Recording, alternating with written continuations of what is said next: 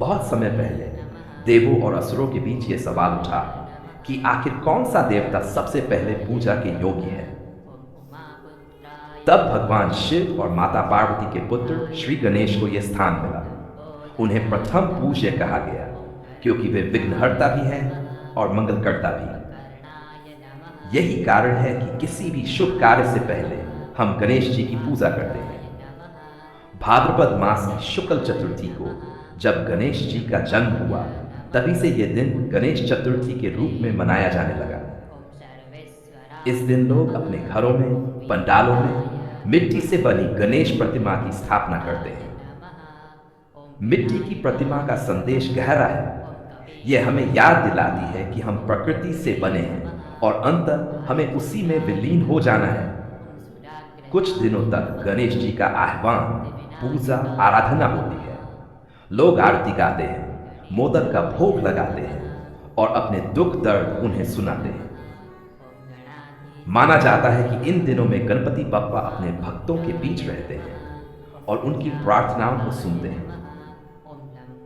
फिर विसर्जन के दिन जब प्रतिमा को जल में प्रवाहित किया जाता है, तो यह हमें यह सिखाता है कि जीवन अस्थायी है और हर आरंभ का एक अंत होता है। अब सवाल आता है कि आखिर महाराष्ट्र में गणेश चतुर्थी इतनी भव्यता से क्यों मनाई जाती है। इसका उत्तर हमें इतिहास में मिलता है। अंग्रेजों के शासन के समय बड़े जमावड़े, सभाएं और सार्वजनिक आयोजन करने पर रोक थी। लेकिन 1993 में लोकमान्य बाल गंगाधर तिलक ने इस परंपरा को एक नया रूप दिया। उन्होंने गणेश चतुर्थी को सिर्फ धार्मिक पर्व न रहने देकर इसे सार्वजनिक उत्सव बना दिया। तिलक जानते थे कि गणेश जी आम जनमानस के बीच कितने लोकप्रिय हैं। उन्होंने इस त्योहार को ऐसा मंच बनाया जहां हजारों लोग एक साथ इकट्ठा हो सकते थे। बाहर से यह पूजा और भक्ति का उत्सव दिखता था, लेकिन भीतर ही भीतर यह आंदोलन, चर्चा और राष्ट्रीय एकता का प्रतीक बन चुका था। गणपति पंडालों में लोग एकत्र होते, भक्ति गीत गाते, लेकिन साथ ही देश की स्वतंत्रता की बातें भी करते। इस प्रकार गणेश उत्सव भारत के स्वतंत्रता संग्राम में जन जागरण का माध्यम बना। महाराष्ट्र में धीरे धीरे यह उत्सव इतना लोकप्रिय हो गया कि हर गली, हर मोहल्ले में गणपति पंडाल सजने लगे।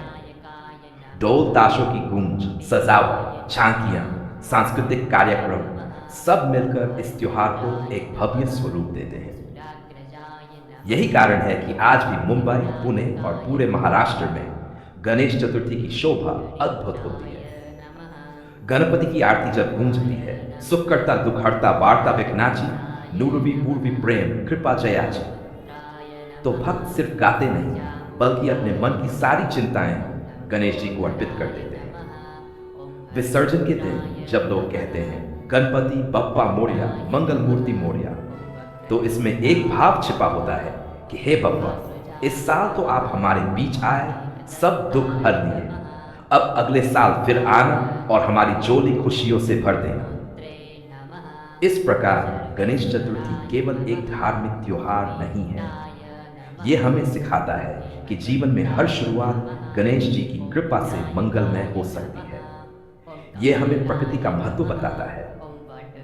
ये हमें सामाजिक एकता और राष्ट्रीय आंदोलन की याद दिलाता है। और सबसे बड़ी बात, ये हमें हर साल भक्त और भगवान के बीच के सच्चे रिश्ते का एहसास कराता है।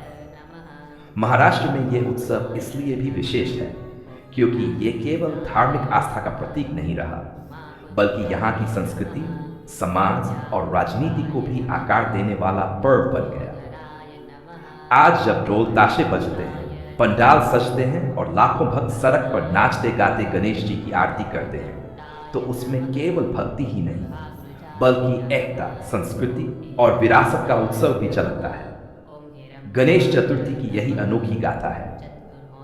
यह हमें यह सिखाती है कि गणपति बप्पा केवल देवता नहीं, बल्कि हर घर के सदस्य की तरह है, जो आते हैं, हमारे बीच रहते हैं, हमारी सुनते हैं और फिर विदा लेकर जाते हैं। लेकिन जाते जाते ये विश्वास जरूर दिलाते हैं, चिंता मत करो, मैं फिर आऊंगा।